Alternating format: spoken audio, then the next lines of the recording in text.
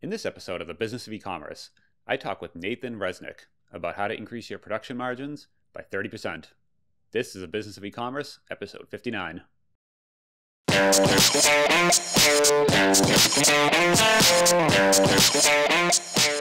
Welcome to the Business of E-commerce, the show that helps e-commerce retailers start, launch, and grow the e-commerce business. I'm your host, Charles Pulaski, and I'm here today with Nathan Resnick. Nathan is the CEO of Sourcify.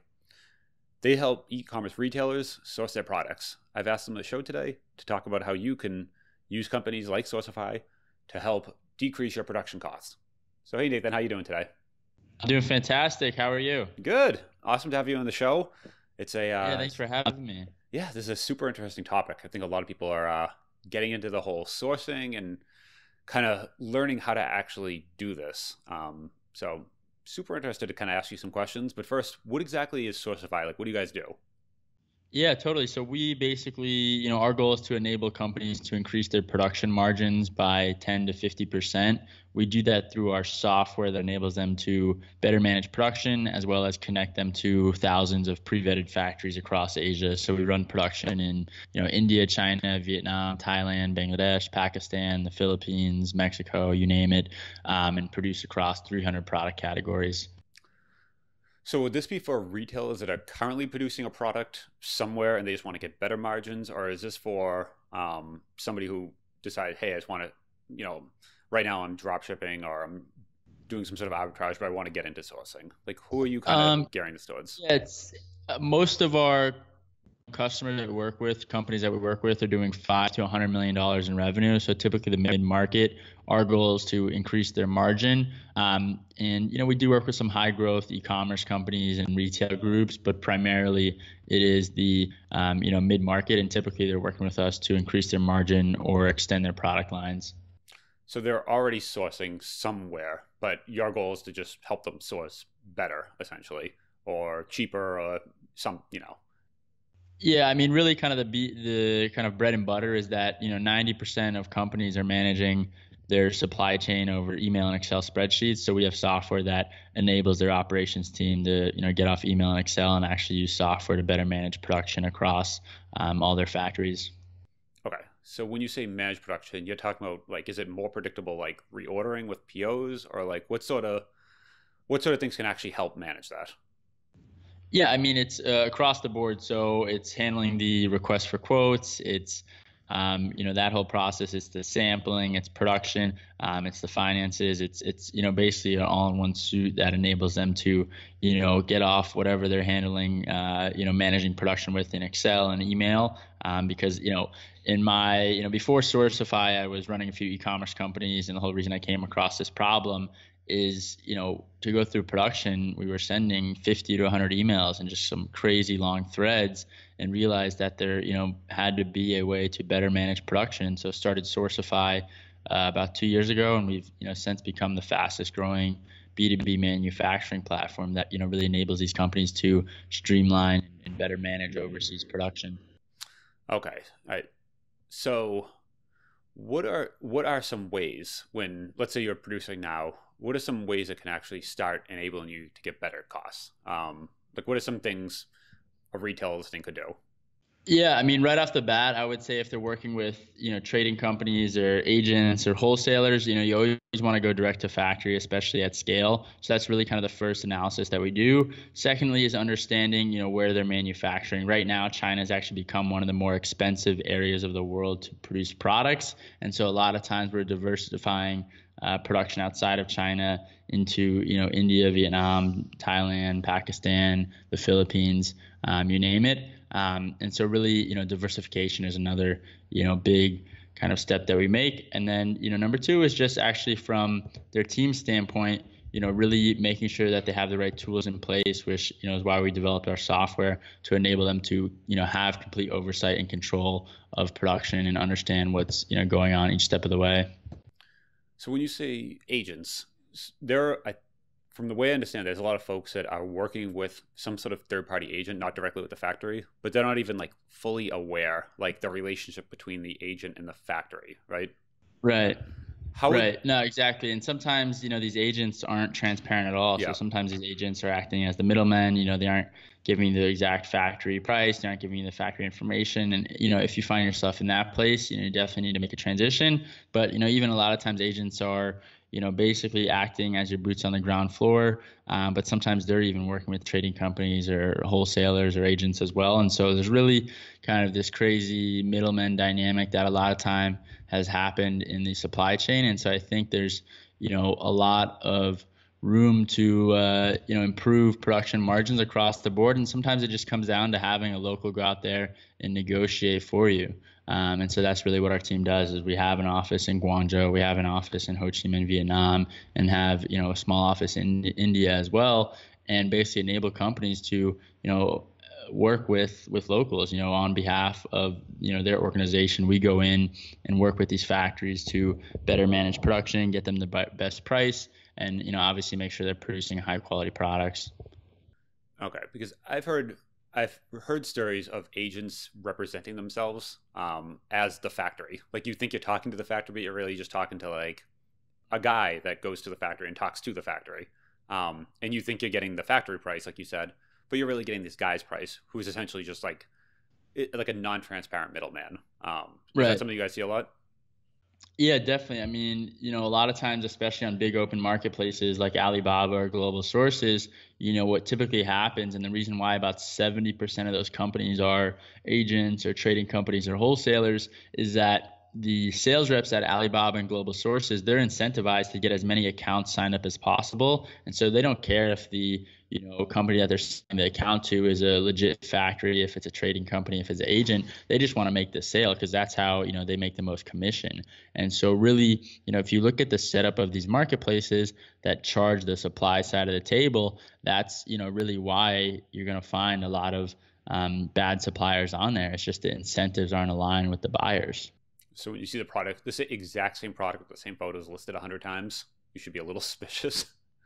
Yeah, definitely. Okay. And I mean, I think too, one of the ways that you can look right off the bat is if it's a supplier on Alibaba or even at a trade show like the Canton Fair or Magic Sourcing in Las Vegas. If you go into a booth or go on a company factory's website, and if they have products that are stemming from different raw materials, chances are they aren't a factory. Most factories are going to focus on specific raw materials in production, and so that's kind of one of the key dynamics to look at when you're manufacturing products, is understanding okay, is this really a factory? And to do that, you've got to understand, well, what raw materials are they typically handling going into production? Okay, because you said, I want to make sure we got that one more time. So instead of an agent would be focusing on a particular product, but the factory themselves are focusing on particular raw material. Is that? No, I mean, like basically these factories, they might say, hey, we produce hats and we produce sunglasses, but probably in their own factory, they're only producing either hats or sunglasses or neither. Yep. There aren't going to be a factory that's producing both hats and sunglasses because the raw materials to produce those products are so different. Okay, so if they're producing hats, they might also be producing gloves or something, but it's not going to be, they're not going to have a textile, a plastic, electronics, like all in one factory. It's going to be very siloed. So if you see someone selling both, most likely there's something there might be an agent basically just kind of pulling from different sources. Yeah, exactly. Got it. Okay. And then the other thing you said is China's getting more expensive to produce there, right? Yeah, and I mean, here's the thing. If you look at your unit cost, and typically your main unit cost is going to be labor outside of your raw material, that's going to be in China more expensive because right now the labor rates in China are just much higher than India or Vietnam. I mean, Vietnam is probably about a third more affordable than China in terms of labor rates right now. And though some people will say, oh, the labor's not as skilled, at the same time, I mean, you can always spend time to train the staff, and that's what a lot of these factories there that are really growing pretty fast with their exports are focusing on. Speaking of that, how do you actually guarantee that level of quality? Is like being there and like touching and feeling the physical product the only way, or is there some other, just getting samples sent to you? Like, what are some of the better ways of actually seeing the product and understanding, like, this is, this, when I ramp up to 1,000, 10,000, 100,000 units, they're going to all look the same like this? Yeah, definitely. I mean, you've got to put the right quality control metrics in place, and I think that's one of the more challenging parts of producing products overseas. Typically you're always going to want to do a QC check before shipment. Even if you've worked with this factory a few different times, I mean, a lot of times you just want to have your checks and balances in place because you don't want to get a container of product that you can't sell. I mean, that's just going to go in the dump or have to be liquidated. And so, having the right quality control metrics in place is definitely a key. And besides that, having quality checks along the way as each piece of the product is being produced. So, if it's a watch, for example, maybe you check on the watch case before the watch case is assembled with the movement of the wash. And so that's kind of the dynamic that I would really focus on. Is putting the right quality control measures in place and making sure you're doing a full-on quality control check and inspection before shipment, and really a lot of times before that balance is paid. So, though, let's say it's a repeat shipment, your second, third shipment, you would still do the same quality check right before shipment. Let's get a couple samples. Yeah. I mean, a lot of times the QC, you can probably get a QC check nowadays for anywhere from $300 to $500, depending on the vendor you use, and that money, $300, $500 is gonna, it's way worth it to guarantee that the products you're getting are what you want. And when you say a QC check, so you're actually paying someone $300 to $500 to physically just someone that's already there. You're paying them to go to the factory, touch it, take some pictures, write up a detailed report. Is it like what exactly is involved?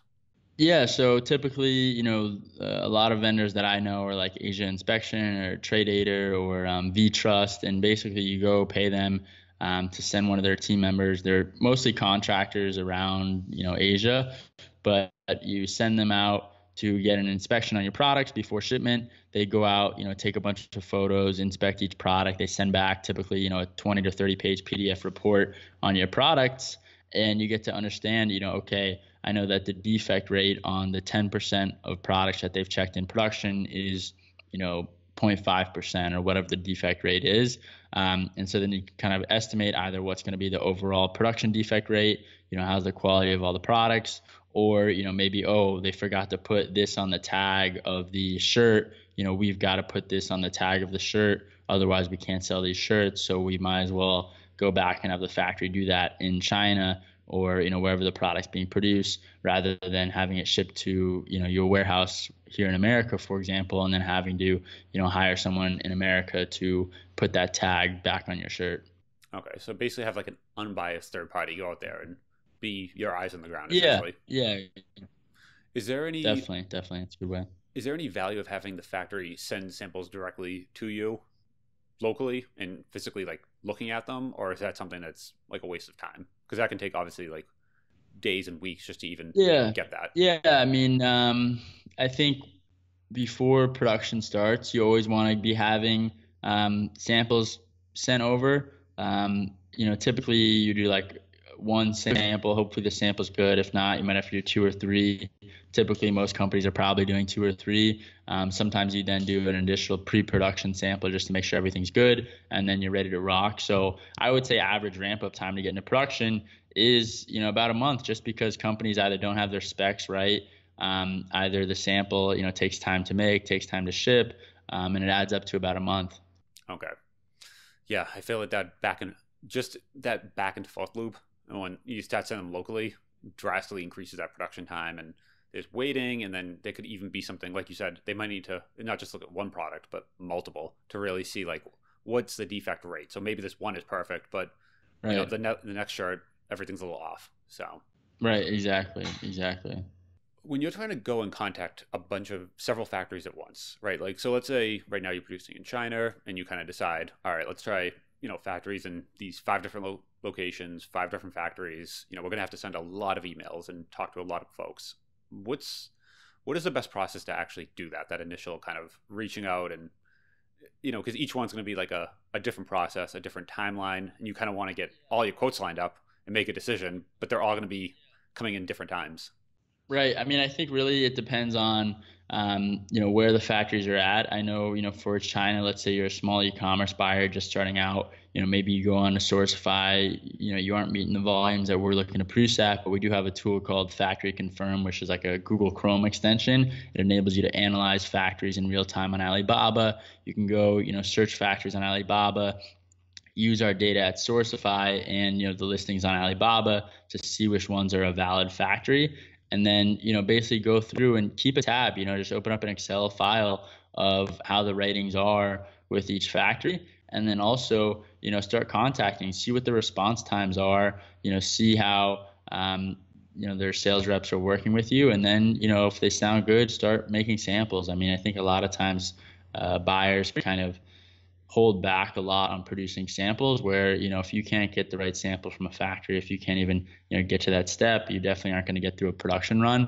And so that's what I'd really recommend is just keep an ongoing tab. And typically with production, everyone wants the best price, the best lead time, best quality. If you're a small buyer, you aren't going to really get the best price per se, but you can still get really good quality, and you still should be able to get strong lead times as well.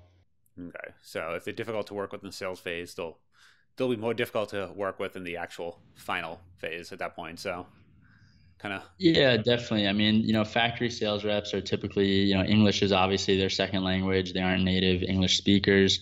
You want to make your messaging and communication with them as, simple as possible.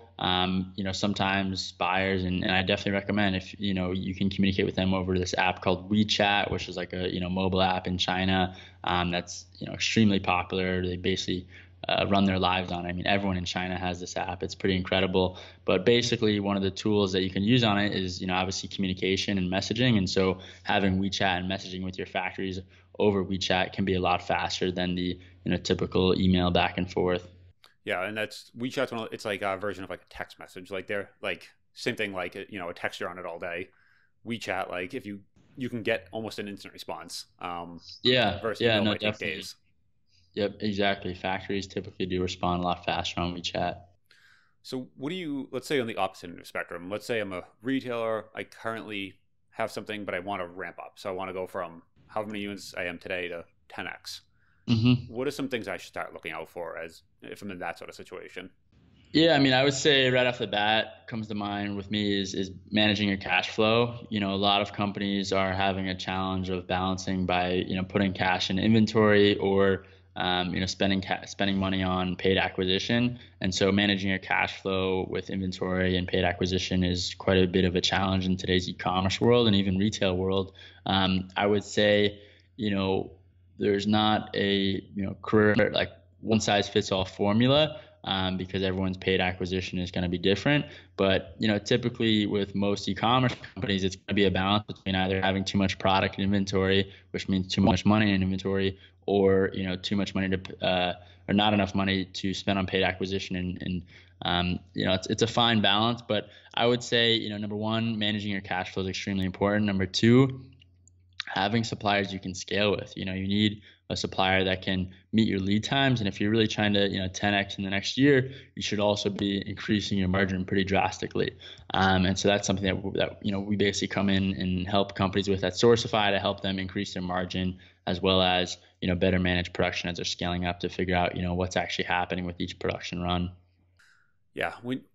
It's funny when we talk about cash flow, it's one of those things you don't realize at first. As you get larger, you're going to require more cash, and it doesn't like level out, like all of a sudden it gets better one day. It just keeps going more. So your margins might get better, but your cost per lead might get better, but you just need more leads, and you need your margins are better, but you just need more products. So each order is just going to get incrementally more as you grow, and you need to find that cash from somewhere. And if you're not making super large margins, then you need, like you said, you need to be very efficient the way you manage that on how much you're putting back in so you can actually grow. Right, exactly. How do you deal with folks that like the actual planning of the next order? Because a lot of times, you have X amount of product today, but you're going to start selling through that. So at some point, like you need to place that order, obviously not too soon, but. Yeah, I would say planning, really depends on the data. You want to look at data points like what's your sell-through rate of inventory, what's the average lead time that your supplier has on these products. I mean, those are probably the key data points, is like sell through of inventory. And then obviously, on the other hand, understanding what the lead time from your factory is going to be, because we've seen so many companies get into a position on their supply chain where all of a sudden they're running out of inventory. They have to air freight products over to their warehouse from their supplier, and air freight is very expensive. Not cheap.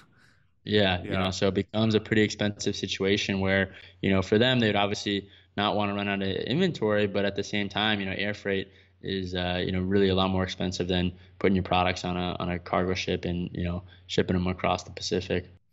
Yeah, I've heard these like horror stories with Amazon sellers where they have a top selling product, but they sell through all their product very quickly. And then their ranking drops on that listing because it's been out of stock and folks are going to that page, but they can't buy. So they bounce. So they start decreasing, and then they get in a second shipment like a month later, but now it's too late. They can't sell any, and they just exactly. So managing inventory is really hard, especially as you're growing fast. I mean, and I think even in the Amazon world, it's almost a bit harder to control, because sometimes if you do get that bestseller ranking, or if Amazon puts your product as the Amazon choice product on certain keywords, all of a sudden your sales volume could go up drastically, and you might not have prepared for that. I know any tips on how to better prepare for that? Because I feel like that's something that's really like you don't know what's happening until it's almost too late at that point. Yeah. Like, is there any ways to deal with that? Because it's almost like it's like you see the tsunami coming, but you can't get out of the way. It's gone. Right. Yeah, I mean, I would say, really just keep an eye out on your paid acquisition and what's going on. I mean, Amazon's a bit different than, Shopify, big commerce type of seller. I would say with Amazon, as you climb the rankings for certain keywords, you should be able to tell based on certain tool sets what those products that are ranking in those positions are selling. I mean, that's really a pretty easy data pool with certain tools that are out there right now to analyze data on Amazon, and then on Shopify, most of it kind of is driven through either influencers or paid acquisition, and your company's responsible for driving that traffic to your website. When you put up a Shopify store, traffic doesn't just magically appear. Of course, you've got to actually grow that traffic, and so you should have a stronghold on what you think is going to happen with your store. But even you look at the kind of famous story of Dollar Shave Club. They didn't realize, they had hoped their video was going to go viral like it did, but they didn't realize it was going to, blow it out of the waters like it did. And they sold out of inventory. I mean, they were out of inventory for, I think 4 months. And, they were really transparent with their customers, said, look, we want to take your order, but just giving you a heads up that, we are back ordered. It's going to take us 3 to 4 months to get, all this inventory back in stock. And so I think if you do get to the situation where you're out of inventory, be transparent about it. Let your customers know and say, hey, we are going to keep you updated as these products come back into our warehouse and as we get more stock. But we want to let you know, we are out of inventory, and you buying this product today means that, we might not be able to ship to you for, 2 months or whatever it may be.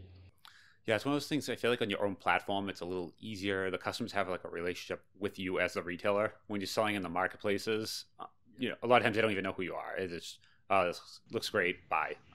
Exactly. Yeah. When you said the other point you said about increasing margins you help with, what are some ways you actually help with that on? Yeah, primarily it's either getting these companies connected to suppliers that are at the scale that they're at. So sometimes when a company grows, they stay with the same supplier, and that supplier, isn't the right supplier for them at the certain scale. Most of it revolves around diversifying their supply chain across Asia. So certain countries are better with certain products, and so a lot of it stems from actually transitioning some of their production outside of China. Okay, so you basically have knowledge ahead of time of understanding, like, supplier A that you're on now maybe is good for up to this many units, but you guys are moving outside that range. So let's start. Right. And the reason being is, when you're starting an e-commerce company, you're probably producing close to the, minimum order quantity runs, and so no big supplier is going to go work with a company that's only, producing MOQ runs at a smaller factory. But as you scale up and grow, as you get to the, $10 million and plus mark, you are going to want to work with more medium and larger size factories to handle your scale, to have, faster lead times and be able to, produce products more effectively. What are some actual dollar or unit values on those, like, a small factory versus a medium? Like, what are we actually talking in? I don't know. Yeah, I mean, typically the measure that you look at is like monthly output. Okay. So of the factory in total.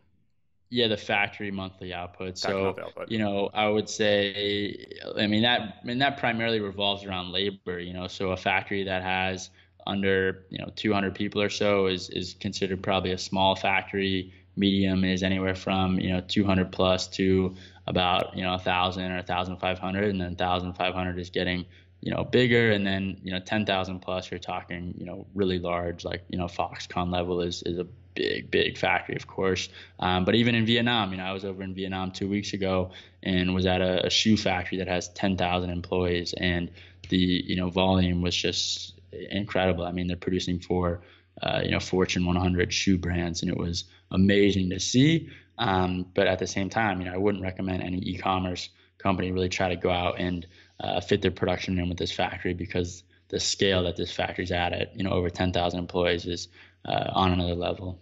Yeah, that's more of a small city than a factory at that point. Yeah, yeah, it is. It is. It was. I mean, Yeah. it was a small city. It was incredible. But even then, like, I was at another factory that was producing flip flops. Their output was about 10,000 to 15,000 flip flops a day. And, they probably had 150 or so workers. I mean, they had a really good process, and it was really well organized. The management was strong. And that, I would say, would be a great factory for an e-commerce brand, or any kind of flip flop sandal type of brand that's looking to grow pretty fast and scale up. How do you know though, as a retailer, how do you know your size is correct for their size? Like, so they're a mid-sized factory. They have, let's say, 1,000 employees. How do you know though that's where you should be? Well, I mean, number one, most factories are probably going to lie to you and say, "Oh yeah, we can handle any production volume you want."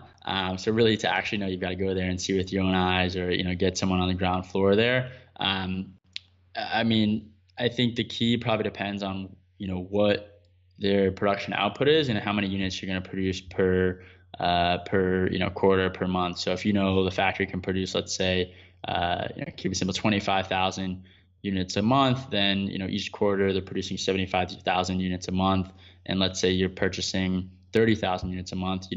You probably, like, I wouldn't say that you, or even the factory, like, they probably wouldn't want you to take up all of their capacity anyway, because then from a business standpoint, their sales comes from just one organization, which is, pretty risky for them. And so I'd say typically, factories, like, once you get to over 50% capacity, you've gotten to a point where you've probably, on the cusp of, outgrowing that factory. And that's not to say that you can, just completely stop working with that factory, but maybe also start to explore, other factories that you can, continue to run production with. Okay, so try to get an understanding of how much they're producing a month, and if you start getting in the 40-50% range of that number, then it's probably danger zone for them, but also for you too, where Yeah, just I mean, pump the brakes. because what are they going to do with their other customers as well? If you say, "Hey, I need to place a, 100,000 unit order," and the factory can't handle the 100,000 unit order because they have other clients they have to cater to. Yep. Okay. And then how would you understand? Let's say on the other end of the spectrum, you're too small. Like, can you approach a mid-sized factory, or would that just be something they would just reject you at the door? Like, what would happen there? Yeah, you can, but I think sometimes it's not worth your time necessarily, just because they won't give you as much attention as you want. Whereas, like, if you get a small factory and you convince the smaller factory to really believe in your brand and what you're doing, then, you can scale up with that factory, and that's going to become a great relationship. That's, I think, a key dynamic right there. Whereas, with a bigger factory, like, unless you're really increasing your order volume each PO, chances are they aren't going to give you as much attention as you want. Okay, so you don't want to be the smallest customer, basically. They're going to get to you last, and if they have to push someone off, it's going to be you. Like, you don't want to be, you want to be not the smallest. Try very Right, hard. that's what I would say. Gotcha. Okay. All right. This has been super helpful. Any other? Yeah. Thanks for coming on. This is definitely this is one of these processes very opaque to most people. On you just kind of, people think of it Alibaba, and that's kind of where it stops. But there's a lot more to it. Yeah, I mean, one thing that I would add, just to kind of wrap it up, I guess, is I would say that, so many companies focus on how to improve their paid acquisition, how to increase their paid acquisition margins, and increase their, return on ad spend. Very few organizations really focus on improving their production margins. And it's actually much more sustainable and almost easier to improve your production margins compared to improving your, return on ad spend. And I feel like that's one of those things that's more defensible. Like when the market changes, just like, you have things that happen with Facebook where the costs are going up every day now, and people are getting like wiped out from there. But I feel like once you get your production costs down, that's a little more something that is solid and is going to be years versus Facebook could change tomorrow, and you have to find another paid channel. Yeah, it's more in your control for sure. And, I guess it's not as, sexy as marketing and paid acquisition, but, it is fun going to Asia and seeing factories. So, yeah, that is very cool. So you guys have 2 offices over there. Where are your offices? One's in Ho Chi Minh, Vietnam, and the other's in Guangzhou, China. Very cool. And you go over there yourself every once in a while? Yeah. I mean, last year I made 8 trips over the Pacific to China and Vietnam, which was probably a little too much. This year I'll probably try to cut it back to like 4 or 5. We've been growing our team pretty significantly there, and it's been pretty exciting for us. And so, from a managerial standpoint, just going over there and making sure everything's going smoothly, and continuing to scale up to help Sourcify customers. Awesome, Nathan. It's great chatting with you. If people want to find you, I'll put links in the show notes. Where are some good places?